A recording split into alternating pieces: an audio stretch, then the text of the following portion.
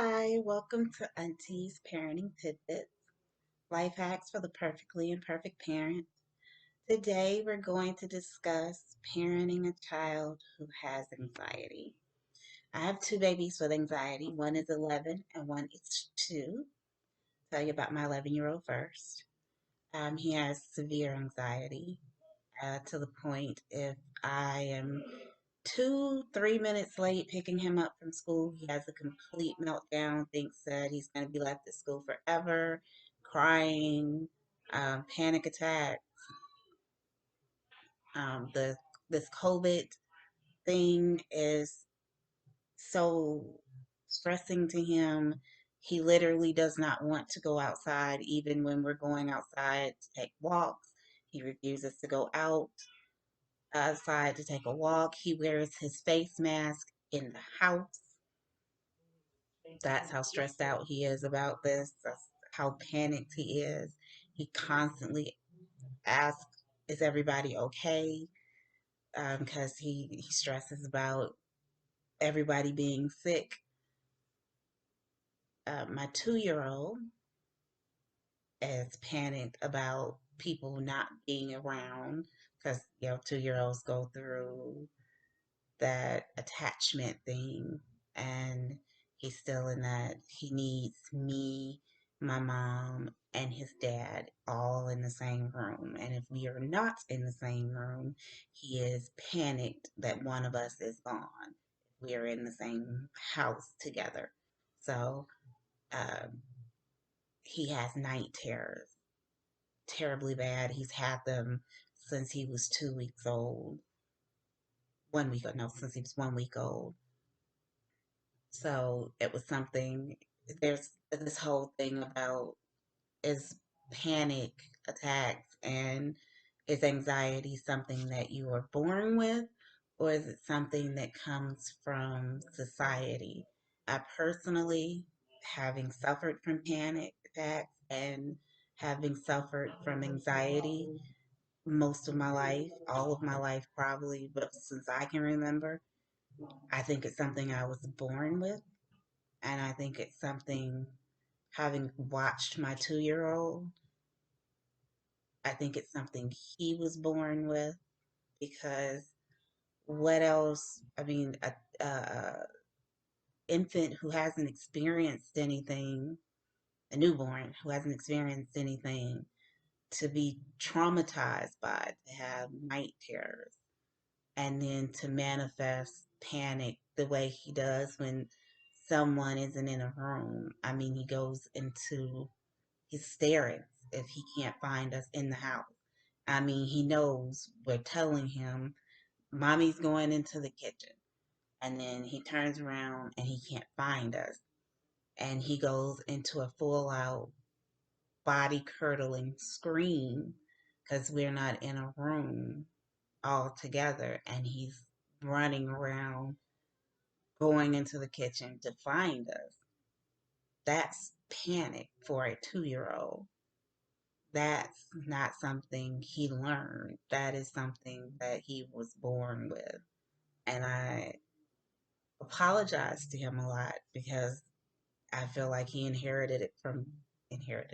He inherited it from me because I'm the one who has it. His father is cool as a cucumber.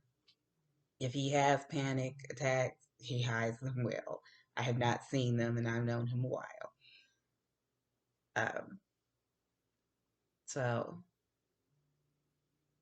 I feel like he inherited that from me. I was anxious my entire pregnancy, and I had a really smooth pregnancy for, I was 38 while I was 37 while I was pregnant. So I was of advanced maternal age while I was pregnant, and I worried my entire pregnancy. I was panicked my entire pregnancy, and I had a smooth pregnancy. Nothing happened during my pregnancy, and but I was panicked, and then I ended up with a child who has extreme anxiety.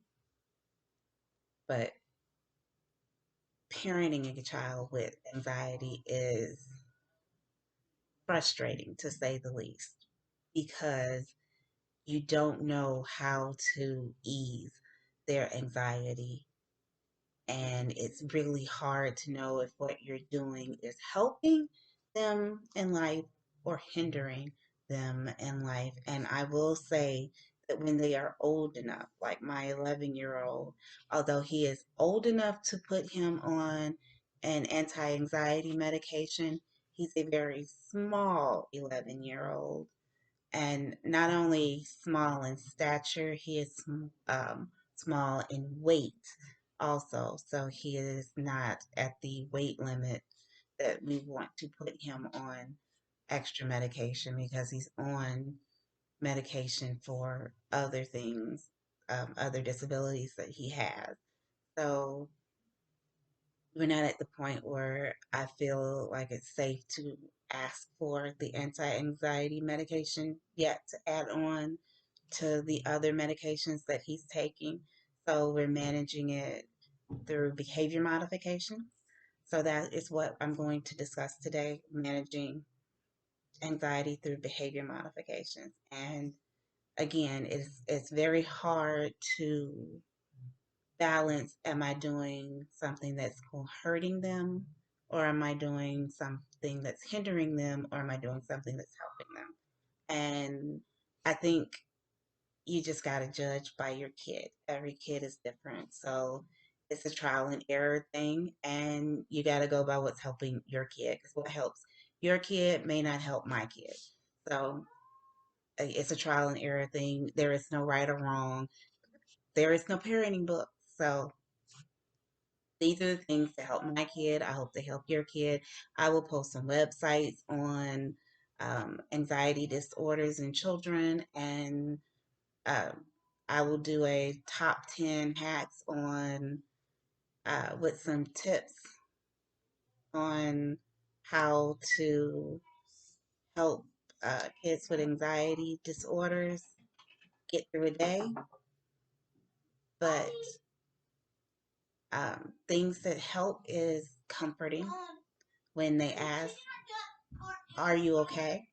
20 million times a day. Answer every single time because they truly are worried about, are you okay? And not answering them will send them into a tizzy. Not answering them just once will send them into a tizzy of, is she really okay? And it will reverberate in their head over and over and over again. Is mommy really okay? Is grandma really okay? Is auntie really okay? As a person with anxiety, trust me, it goes off in their head. They do not have that room in their brain to reason out that, okay, even though she's not answering me, the fact that she's sitting here with me and breathing the same air I am means that she's okay. They don't have that room in their head to reason that out. All they're feeling is the fear of something might be wrong with mom, grandma, uncle, aunt, dad, whoever they're asking a question to.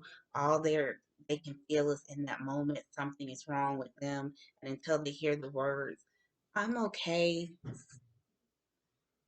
they can't get that out of their head. So anytime they ask that question of you, just answer it. When they're in the middle of a panic attack, the best thing you can do for them is to just hold them and comfort them. It's really hard to get them out of the panic attack mode without having them look at you and telling them it's okay. I'm right here. Everything's okay. You're safe. And the biggest thing is to tell them you are safe. Whatever you're feeling, it's not there. You're safe. Because again, whatever's going around in their head that put them into that panic mode, that's real for them. And their body thinks that that is real. And you gotta disconnect that so that they can see what the real world really is again. And they need to focus on you. So Sometimes you have to literally grab their faces so they can look at you and get out of their head and say, "Look at me, I'm here, and you're safe." Sounds archaic, but it does work. And it's a lot of reassurance. It's a lot of you need a lot of reassurance for them. A lot of, have I ever left you somewhere? I tell my 11-year-old that a lot. Have I ever left you anywhere? No. I will never leave you anywhere. Even if I am 5 minutes late, I'm coming. That's all you need to know. Tell yourself that over and over and over again. Uh, she's never left me anywhere. She's coming. She'll never leave me anywhere. She's coming. So give them those reinforcing things to tell themselves so that when they're in the situations, they've got something to fall back on.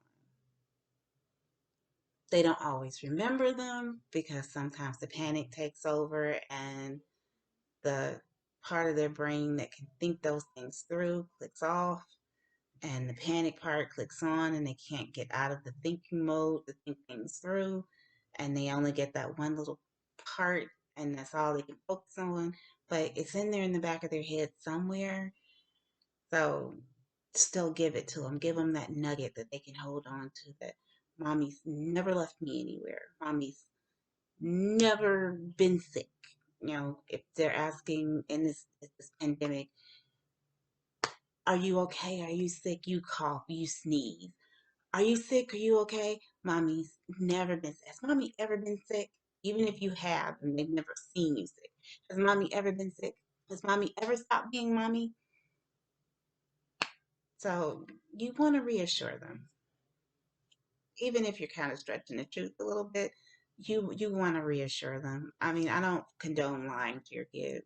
I don't lie to my kids, but I do tell them, especially with my 11-year-old with this pandemic, and I'm taking this all so very seriously. Have I ever been sick? Yes. Have I ever stopped moving? No.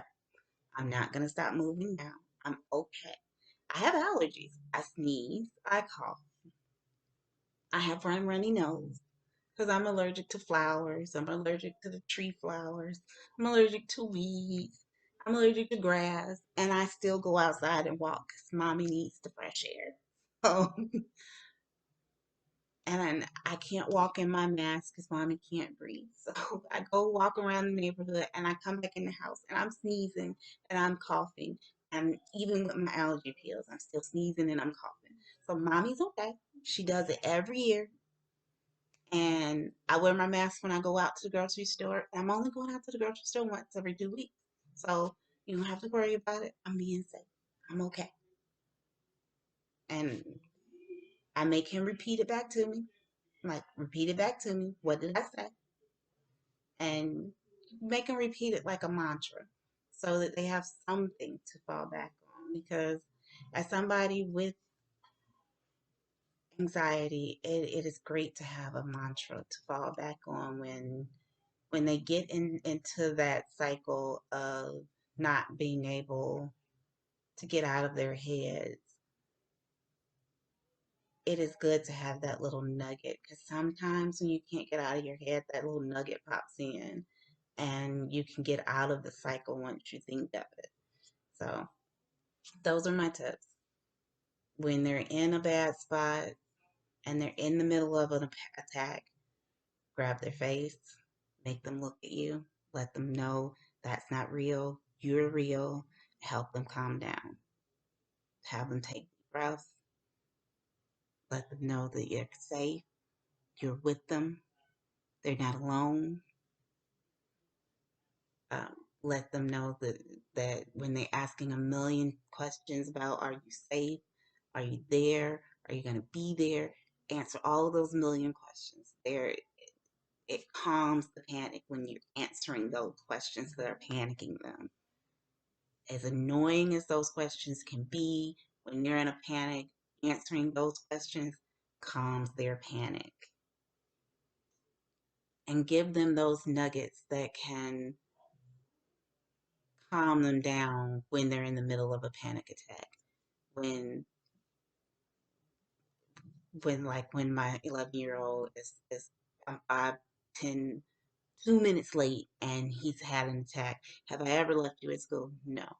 I will never leave you at school. I've never left you anywhere. I will always come back and pick you up. He has that nugget in the back of his head somewhere. Make him repeat it to you.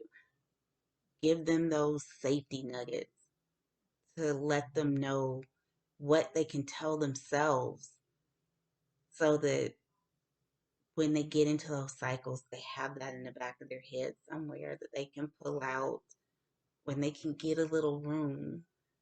And medication is not a bad thing. If you have an older kid and they can get on some medication for anxiety, it is a lifesaver. It does not take it away. It just gives you the room in your head for you to be able to think and say that this is not real. This feeling that I'm feeling is not real. And I can reason through this now and make it go away. And that gives you peace. And it is so much easier to breathe when you have that peace. It is not a cop out. It is not bad parenting to get your child with anxiety medication so that they can breathe. So if your child does have anxiety and they are of an age and weight where they can get medication for it, please take them to the doctor and get them the medication so that they can breathe. That is it. I'm off my soapbox and we'll be seeing you. Bye.